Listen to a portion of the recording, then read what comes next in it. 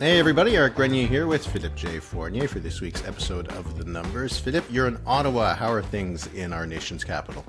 Good morning, Eric. Good morning, everybody. Yes, I'm in Ottawa. I was invited to the Canadian Political Science Association conference event at the University of Ottawa, where I met a lot of academics and a lot of people who are fans of your work and my work. And it was a good time. It was also a learning time. I talked to some posters. I talked to, lots of academics, and it was fun. They put me in a great hotel, and I'm going back to Montreal today, but looking forward to this episode. We have strange numbers to talk about, Eric, this week. Where should we start? I have a quiz, by the way. I have a quiz for later on today. So. Well, first to start, you're in Ottawa. I'm still in the Gaspé, and today is the Journée de la Gaspésie, and I have my little flag here for people who are watching. The first Thursday has its own of day? every June is the. Really? Okay. Of course, it has its own day, and people wear blue, as I'm wearing a nice blue shirt here, and they celebrate this beautiful region. I just wanted to mention that. Montreal are chuckling. That's okay. All the cute it's little cute. people in the regions. That's right. Yeah, okay.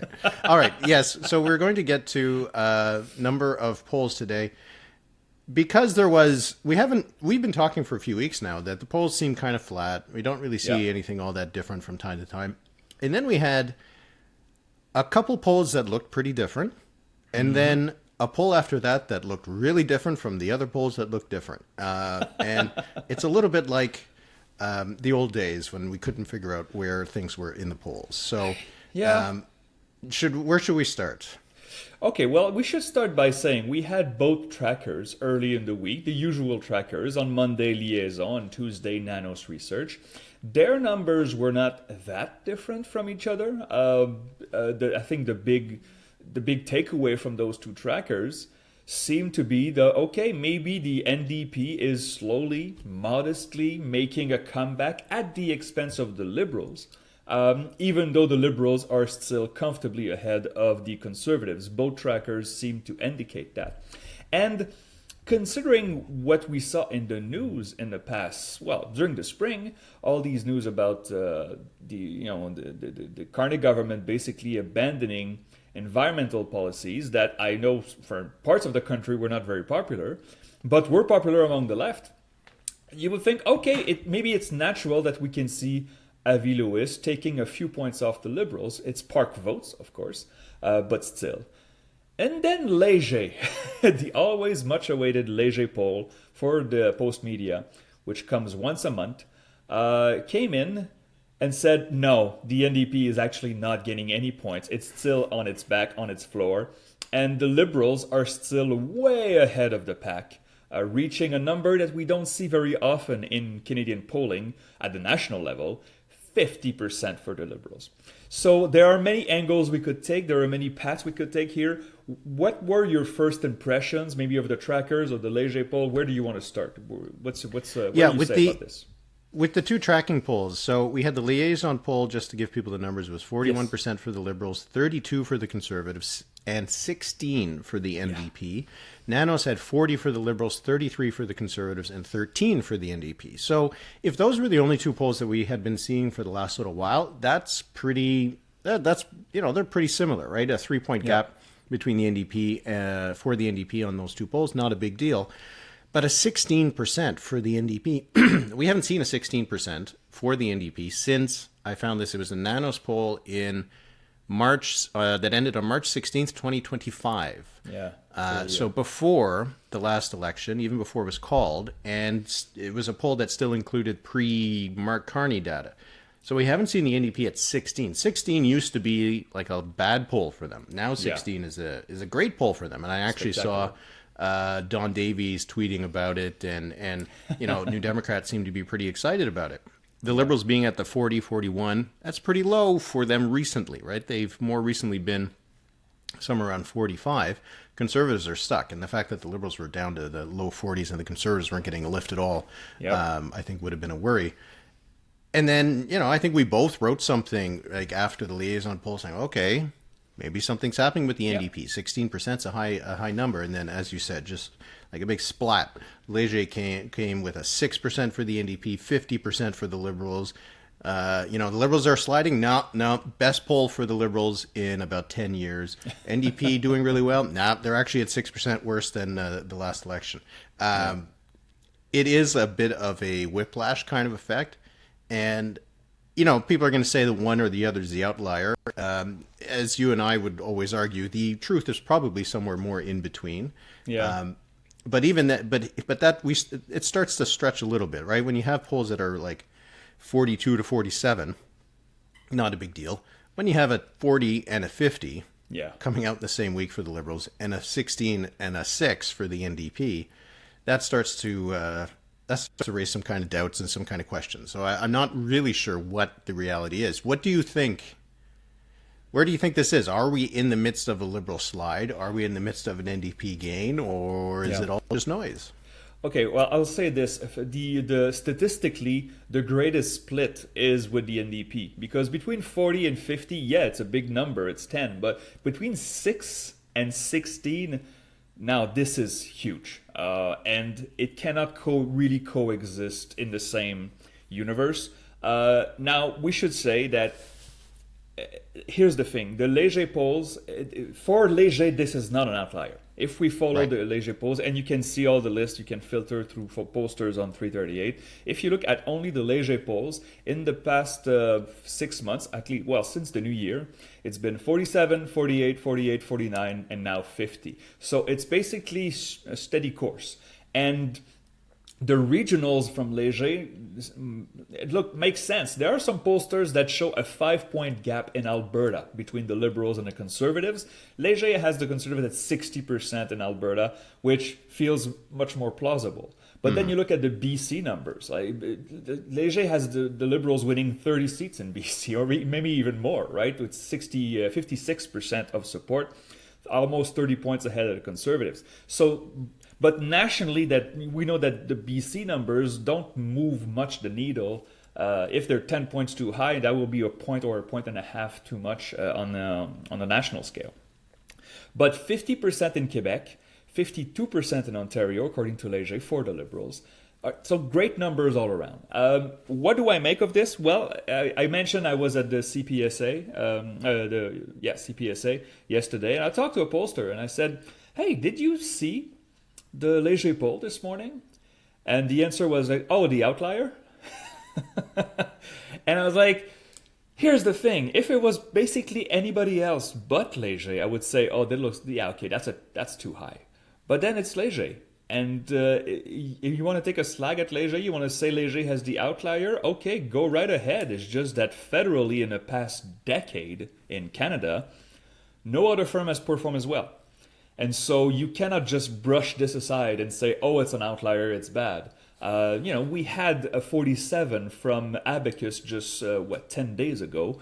47 and 50, not that far. So maybe there's a mode effect. Maybe the phone polls have detected an NDP rise a little bit. Maybe also those NDP voters that, well, they're new NDP voters, are very soft. They're temporarily parking their votes with the NDP, and when when the panel, Léger's panel, asked them online, those voters are saying, no, we're still siding with Carney. Now, many people have reacted also to the fact that, Canada would be in a recession. They call it a technical recession because the numbers are very close to even. That doesn't seem to have hurt Carney much.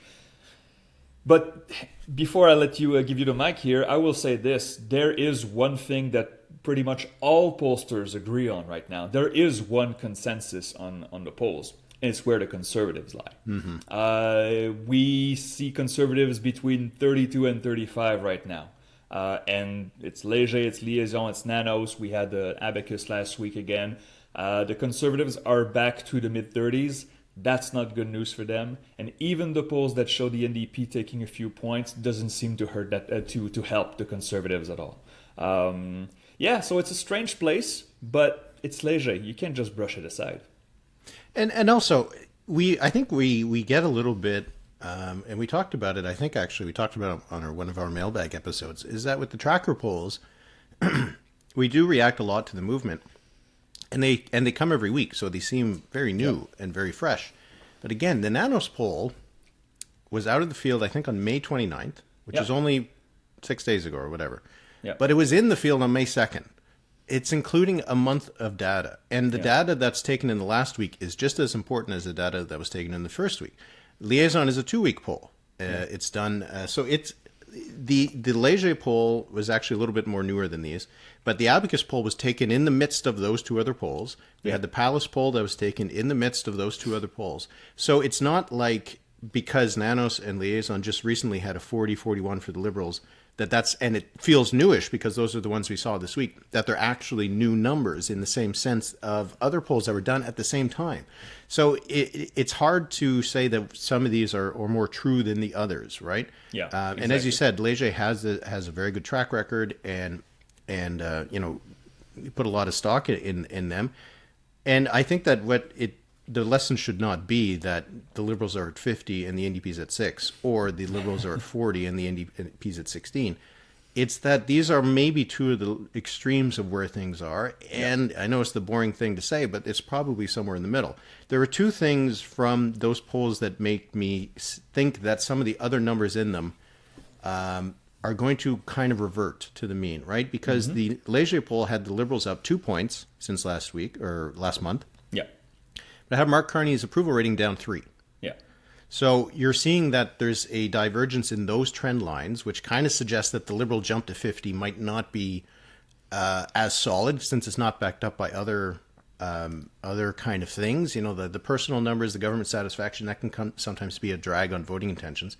And then the Liaison poll that had the NDP up 5 points to 16% had Avi Lewis's favorability ratings down 2. Yeah. So again, it makes it feel like, okay, the voting intentions numbers, since they are out of step with what we've seen from others, and we don't see the personal numbers following the same kind of direction, kind of suggests that maybe the voting intentions numbers are a little bit out. They'll come back next time. And I think that's kind of where it is. I think the next Léger poll we'll probably have the Liberals at 47 or 46 or 40, and Liaison on Monday is probably going to have the NDP back at 14 or something. Yeah. I think that's almost naturally what's going to happen. Okay, I agree with you, but I will push back on one point you made.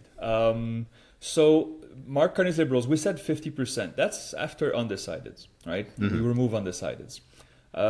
If you include the undecideds, it's 43. Now, the approval number was 56% in that poll, down 2 points. The satisfaction was down 3 points, but the difference is marginal, right?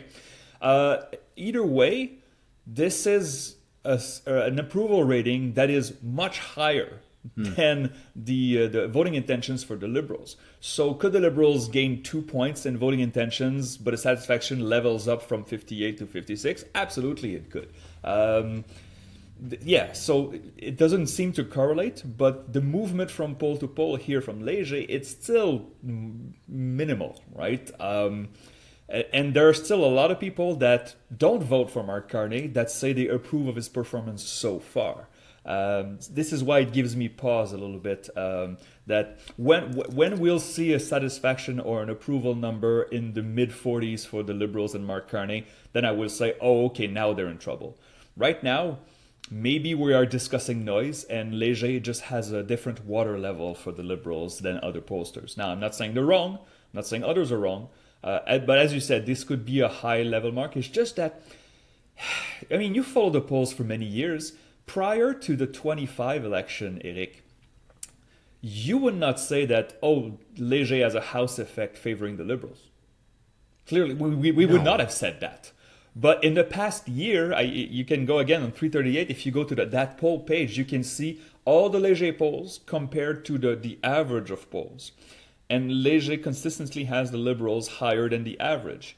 But it has not been the case before the 25 election. So I'm not sure what changed, or I'm not sure what panel changed. I'm not sure. I'll have to ask questions and study this more. Now, again, they could be right. Léger has been right far more often federally than others, but it's still a curious thing. When you see that 50 number, it's just, whoa. Because, okay, just for fun, how many seats is that? Like 16-point lead, 50%. This is like greater than Mulroney's majority, and he had 50%. I'm looking at 230, 240 seats probably. it's six. I mean, the 33-point lead in Atlantic Canada, a huge lead in Quebec. The Bloc is still at 26. In Ontario, it's what 14-point lead. 14, yeah. And BC is just ridiculous. Like the province would be red, basically. There would be, I mean, even the Greens had 11% in BC. They had 3% in the election last year, that 11% in BC. So it's just that if the Greens really did have 11% in BC, but the Liberals were at 56, the Greens would not win seats. It would be wasted votes, basically. So it's curious, huh? It's Yeah, it is. And it's not a big deal. Like, that's the thing. A lot of people get very frustrated when they see polls all over the place. We had polls that were kind of converging for a long time, and I think it's not natural that sometimes they kind of just go up and down in terms of the conversion or convergence, I should say. One thing about the liaison poll with the high NDP numbers, they were particularly high. They were high in a lot of places, but they were particularly high in BC. Yes. So they had 34 for the Conservatives, 32 for the Liberals. So we had 32 for the Liberals in BC in liaison poll, 56 in the Léger poll. Small samples, but that's a huge margin. Yeah. But also they had 26 for the NDP, and then they had a very high, I think it was 16% in Alberta.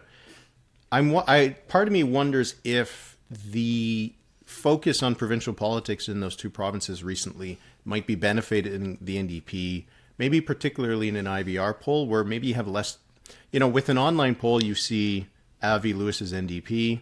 Yeah. It's maybe a bit easier to kind of visualize it's federal. You see all the party names. When it's IVR, it's being read to you. And, maybe that has a different impact on how you kind of understand things. But the fact that they're up in BC, they're up in Alberta, where the provincial NDP is getting a lot more attention than the federal NDP. I wonder if that could have had a bit of an impact.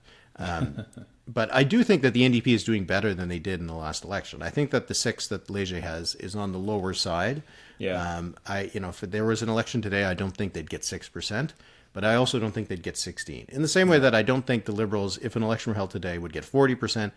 I also don't think they'd get 50. But it is a bit of a narrative buster, right? Because on Tuesday, you could have said, Liberals seem to be in some sort of free fall. The NDP is doing well. The Conservatives are stuck. There's a whole a whole degree of storylines you can think out of that. And then you have Léger just, like I said, just kind of slaps down and says, nope, nothing's changed.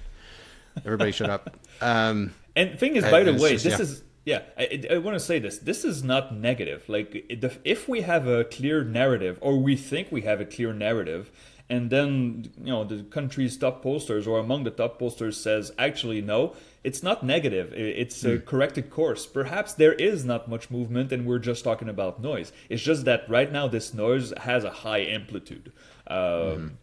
If by the end of this month, usually politics shuts down at the end of June, we will have a flurry of new polls, and maybe everything will revert back to the mean. And this was just a fun chat that we had about noise, but maybe not. Maybe not. I mean, the thing is, when I saw that 48 from Léger in April, I wonder, what if the next poll is 50? What if it's 52? At some point, you have to, the people. The thing is, the people at Léger are serious people, and they see the other trackers and the other polls, and they publish and said, no, actually, no, Liberals at 50. This is what we have. So as you said, it's healthy for pollsters to put out their numbers and believe in their numbers and not just all hedge and herd it all to the same point. So that's a good thing. Two little things before we move on from this. One, just in case people didn't understand what you said, because you said that the gap between 40 and 50 was 10 points, not that big of a deal, but the gap between the NDP at 6 and 16 is 10 points, and that's a huge thing. The margin of error, the more support a party has, the higher the margin of error. The lower the support, the lower the margin of error. So when people say that the margin of error in a poll is plus or minus 3.1, it's actually at the 50% mark. That's right. It's at the 6% mark, it's going to be a lot smaller, right? Yeah. So the NDP is not, if it's 3.1, let's say, and the NDP is at 6, it's not that they're from 3 to 9. Yeah, exactly. It's more like they're at like 4 to 8 or something like that. So that's just what that means. The fact that you had such a big divergence for a small party. Like imagine if you had the Greens between 2 and 12. Yeah. That's not going to happen very often. And the last thing, as you said before, the one thing we don't have any disagreement on is that Conservatives have got nothing going on right now. Nothing going on. 33, 32, 34. And for Leger, that was actually down. Liaison Nanos showing no real life for them either, despite the fact that they have the Liberals dropping. Like, that's not good for the Conservatives right now. As you said, these are Andrew Scheer's and Erin O'Toole numbers, both lost, and they had a much more divided vote in front of them. This is bad news for the Conservatives, but it's a floor, basically. The Conservatives have reached their floor. I don't think we'll see a 27 from the Conservatives like we saw. I dug up old polls for my electorality column. Do you remember the last time the Liberals had a poll from a serious pollster at 50%? Because I found it. I don't know if you I think it was in 2016, wasn't it? It was September 2016, 1 year after, almost 1 year after the Trudeau victory. But it was also Rona Ambrose leading the Conservatives, and nothing against Madame Ambrose. She's great. It's just that she's a temporary interim leader. And Tom Mulcair had already been booted from the NDP in the spring prior, and he was on his last day. So Trudeau was facing no organized opposition. So it's been 10 years since that happened, and that's why it's so, again, it strikes the eye. Yeah. Oh, just a correction. You said the higher a party goes, the greater margin of error. It's closer to the 50% mark, obviously. It's a bell curve around the 50% mark. For Nerds Corner, I know a lot of people that I met at the CPSA would be screaming into their ears. I know what you meant, but if a party say is at 70%, the margin of error goes down again. It's highest at the 50% mark. But close that parenthesis. We usually don't see 70% in polls. No, we don't. A quick word on a by-election. Another by-election being added to the list. We're now up to potentially 3 in Quebec. Now, this one is in Saint-Hyacinthe-Bagot-Acton, which is in the Montérégie. It's one of the few places I've ever been where you're on a 4-lane highway, 100, and you cross railroad tracks. Never seen that anywhere else in my life. But anyway, that happens in Saint-Hyacinthe. So Simon Pierre Savard Tremblay is making the jump to provincial politics. We actually talked about it last week that we could maybe we'll see some politicians want to run in Quebec, for Quebec provincial office. So he's going to run for the Parti Québécois in the riding of Saint-Hyacinthe. So he's going from the Bloc to the PQ. It means there'll be a vacancy. He's going to leave sometime in the summer. We're now up to 5. What do you think about this by-election? Listen, what I wonder is whether they will all happen in the same time, especially the Quebec ones. If all 3 Quebec by-elections, so Laurier, Sainte-Marie, Rosemont, Petite-Patrie, and Saint-Hyacinthe-Bagot-Acton, happen at the same time, I mean, I talk to people in the Bloc, and they say they will treat those as a general election, like to show we're back. But there's also this weird timing. Like, when would these by-elections be called? Because when those people will resign probably at the end of the summer or during the summer, you can't call a by-election right away. And you don't want to hold a by-election during a Quebec election, during a Quebec campaign. So you have to wait. So the context of these by-elections will depend on who wins the Quebec election in early October. If they're held before and if they're held after, it's a completely different landscape. So it'll be very interesting. And if, let's say, we have on top of that the Toronto by-election and the North Vancouver Capilano, is that correct? It's you remember how in the past 3 by-elections when you had Terrebonne and 2 in Toronto, the Bloc kind of said, the Liberals used the resources of 3 ridings into 1, all in Terrebonne, right? Well, I have a solution for the Bloc here. Why don't you run somebody in Toronto and in North Vancouver and just not campaign? And then you say, hey, we have 5 by-elections. We can take the resources of 5 by-elections and concentrate them in actually 2, because the Bloc will probably win Saint-Hyacinthe-Bagot-Acton. So, but I don't think they're going to do that. It would be too much fun. But it would be a strategy. I think this is an easy Bloc hold. But if the PQ wins the election in October, in provincial election, then maybe it gets a little hard. It's just that it's such an unnatural spot for the Liberals. It's hard to see them winning that. Yeah, the results last time was 44 for the Bloc, 34 for the Liberals. When the Conservatives are doing really well, you could have imagined this as a bit of a stretch goal for them, but I don't think it is anymore because it is adjacent to Richemont-Arthabasca, which they hold. But curious to see. I mean, if you take the Léger poll, 50 for the Liberals, 26 for the Bloc, maybe this one gets kind of close. But it'll be interesting to see because it's a very, very different riding than the two in Montreal, right? It's very francophone. It's very it's non-diverse. It's agricultural area. So it is a very different spot than the other two. So that'll be a really interesting one. But one thing just to mention, I've heard people talk about like whether all these resignations might put the majority at risk. So we have 5 people that say they're going to resign over the summer. 3 are Liberals, 2 are opposition. So Carney currently has a 5-seat majority. Once all these people resign, it's a 4-seat majority. While he will technically be below the 172 mark, he will still have a majority in the House. So he might be able to wait until after the Quebec election, because there's also municipal elections in BC, in Ontario, where the other 2 by-elections would happen. So maybe these won't happen until November, just to January. make sure they don't overlap with anything. Possibly, depending on who leaves first, and no one's left yet. So the clock hasn't started ticking, but 5 by-elections. I hope they're all on the same night. That'll be fun. Yeah, that would be a fun night, right? That's a live stream. So, yeah. All right, we got the results of the BC Conservative leadership race. I did not follow it on Saturday night. I kind of forgot about it, and then I looked at it Sunday morning, and I was like, oh, did not really expect that. Not that I didn't think that Carrie Lynn Finlay had a shot, but I didn't actually think she was going to win. I thought that she would be contending, maybe be on the last ballot, but and I didn't think she'd be first on the first ballot either.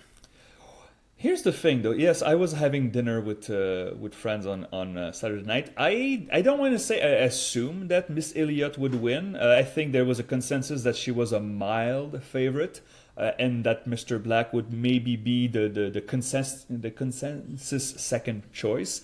But when I looked at these results, I remember something you told me, because you did a very interesting research on leadership races, especially those that have multiple rounds. When the leader of the first round doesn't have 40%, they're in trouble. When I look at the first round, 31% for Madame Finlay, 26% for Elliott, 20% for Black. You think, okay, only 31% on a first ballot is not that good for the leader? But she was not perceived as the leader. Had she been perceived as a leader, maybe there would have been an anti-Finlay movement, as there often are in these sort of ballots. But the fact that she was able to hold the lead, even a diminishing lead, every ballot, and win on the last one, 51-49, my friend. You can't get closer than that. I think this is a very interesting development. The BC Conservatives have a real shot at the next BC election. We talked about this, but they did not choose the easy way here with Madame Finlay. I'm not saying it won't work, but they could have taken somebody less controversial, and it would have been easier, I think, down the road. They chose the hard way. That's going to be a very interesting election next time around. Yeah, I think so. Because, the NDP, when the next election does happen, will have been in power for 11 years.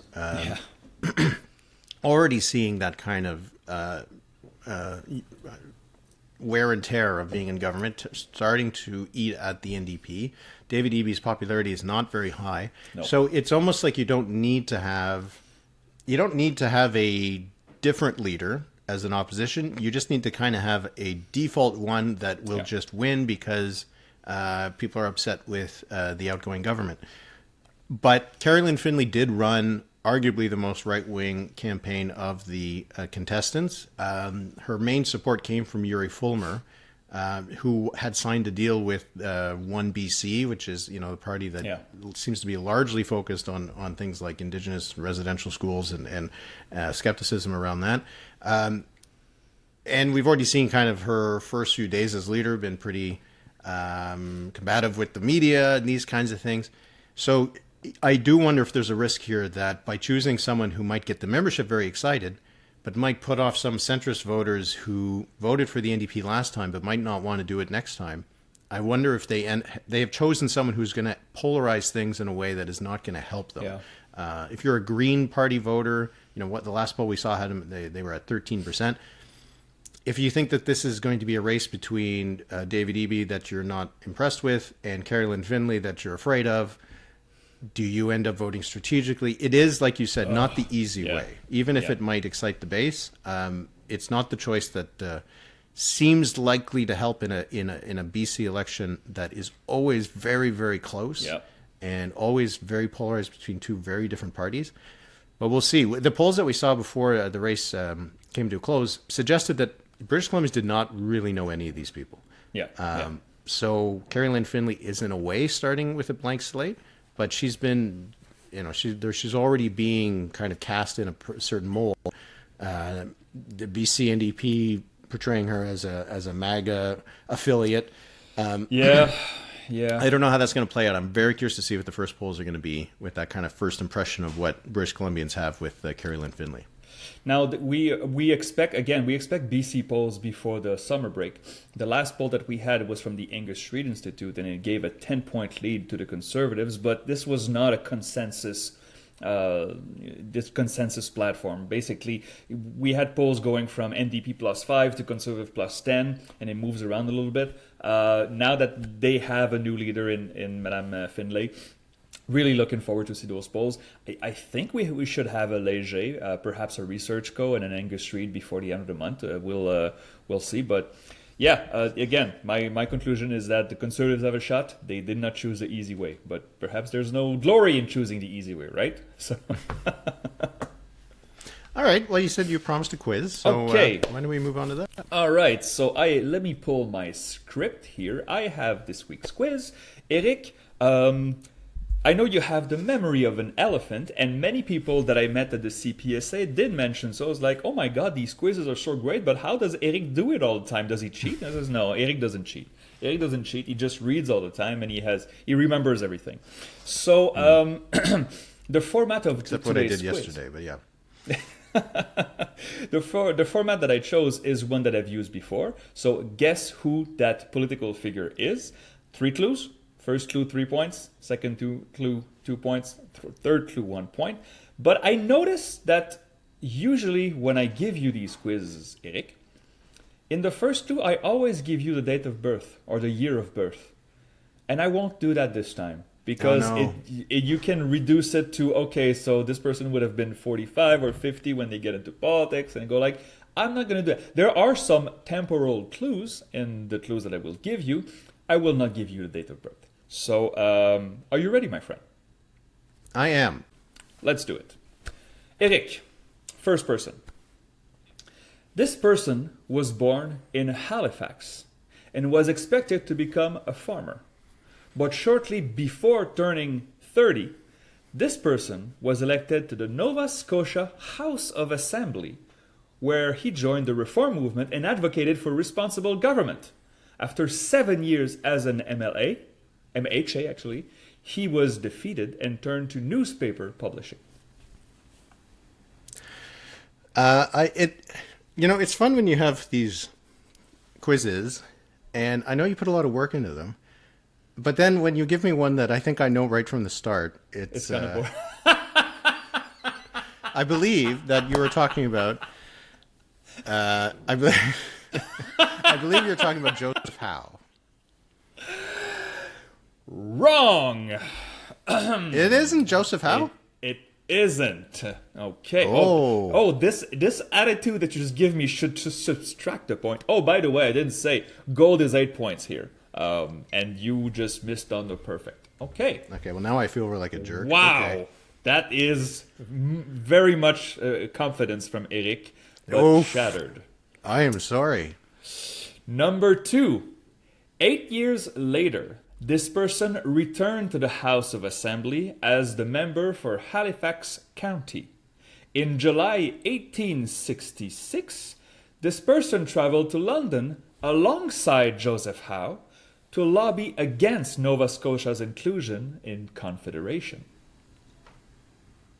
Now I'm not as sure, but I'm going to guess it was the first Premier William Annand. I'm not sure if I have to give you the point here, because you are correct on William Annan. He's not the first premier. Oh? Oh. Who was it?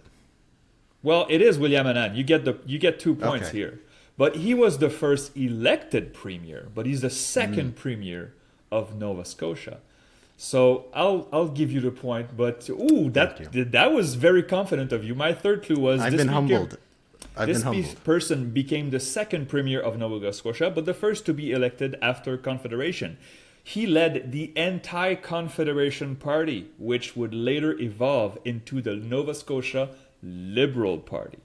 So, okay, Eric. In my defense, Joseph Howe was also involved in newspapers. Yeah, he was, of course, yeah. A lot of people were involved in newspapers. So, I say you get 2 points for the game, but -1 for the attitude here.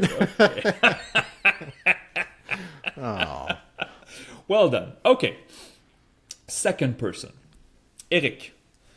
This person was born in Ladysmith, British Columbia, and studied at the University of British Columbia, where this person received a bachelor's degree in history and political science, and eventually earned a law degree. Before entering politics, this person worked at several prominent law firms in BC and was active with the Canadian Bar Association. So a BC lawyer, but Ladysmith, so on Vancouver Island. I'm going to guess Dave Barrett, but I don't think he was from Ladysmith. I'm going to guess Dave Barrett. And this is wrong, my friend. Okay. I have to say, though, this clue was kind of hard. The second clue. This person served in several roles under Stephen Harper, including Parliamentary Secretary to the Minister of Justice and later Minister of National Revenue. This, I think, because I just looked at this yesterday. This is Carrie Lynn Finlay, isn't it? I was just testing your knowledge on the new British Columbia Conservative Party leader. Yes, this is Carrie Lynn Finlay. You get 2 points. The third clue was, after contesting 7 federal elections between 2000 and 2025, winning 3 and losing 4, this person moved to provincial politics. So 2 points here. Well done here. Okay, that was not easy. Okay. It was the national revenue thing that got me, because I remember looking up whether she was in cabinet and that it was national revenue. So, third person, Eric. This person was born into a wealthy family and from a young age expressed sympathy for communist causes. This person later studied at the London School of Economics, where this person earned a PhD in economics. is it Jacques Parizeau? Oh, God damn it. Jesus Christ. Trying to have a quiz here. Yes, Sorry. it is Jacques Parizeau. You get 3 points. I removed, from that clue, I removed born in Montreal. Second clue, born in Montreal, this person played an important role in several major economic reforms undertaken during Quebec's Quiet Revolution. When René Lévesque came to power in 1976, he appointed him to minister as a Minister of Finance. Now, you would have gotten this on the second clue. This person's longtime riding was L'Assomption in Lanaudière, just east of Montreal, the same riding that François Legault would later represent as Premier of Quebec. Okay, all right, this is Jacques Parizeau. Man. 3 points. So you're at 7. Did I say gold was 8? I think maybe that's not high enough. You're changing the goalposts? No, I'm not changing it. Okay. You're doing well. Okay. Fourth person. Eric.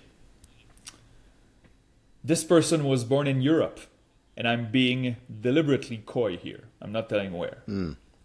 And immigrated to Canada as a teenager.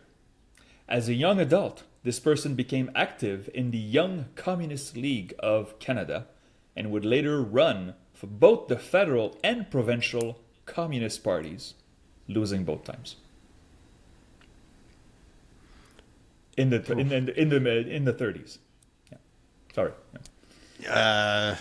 I'm going to guess it was Tim Buck. It was not. Okay. Okay. Second clue. I'm not too up on my Communist Party leaders, but anyway, go ahead. This person, Eric, won a 1943 federal by-election under the Labour Progressive Party banner, defeating none other than David Lewis of the CCF, who would later become leader of the NDP. This person was then re-elected as an MP in the 1945 federal election. Can't remember the first name. I think the last name was Rose. Fred? Fred Rose is correct. Yes.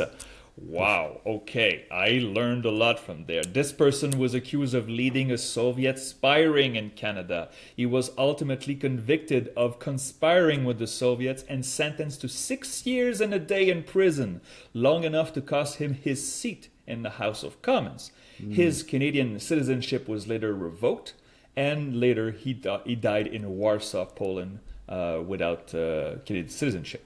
Very interesting story that I did not know. And you get 2 points, and you get gold, my friend. Congratulations. But Fred Rosenberg, I think, was the whole name, but Fred Rose was his Canadian name. Right, yeah. Kind of. Okay. Oh, that was interesting. They weren't all premiers, and it's kind of always what I expect, which is what was coloring some of my thoughts here. But anyway, that was a good one. Thank you very much, Philippe. All right. Well done, Eric. Another gold. We will do the number of the week. Do you want to go first? Yeah, I'll go first. There was an Angus Reid poll this week about AI and Canadians' perceptions of AI, and there's a long list of questions. I encourage readers who are interested to take a look at it. But there was one question that struck my eye. Do you agree or disagree with this following statement? Companies that replace employees with AI should be more heavily taxed by the government. So they should pay a price for firing employees and replacing them with AI.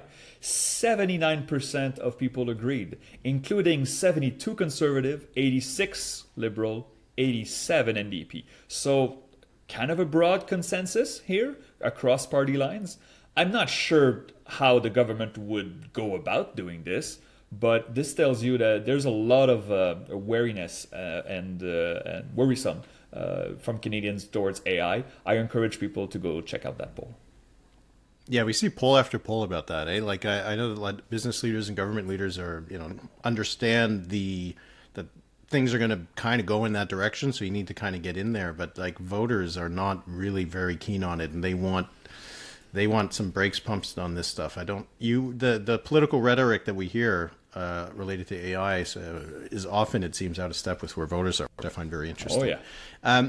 My number of the week will be 0.1. This is the GDP decrease in the last quarter, which technically puts Canada in a recession.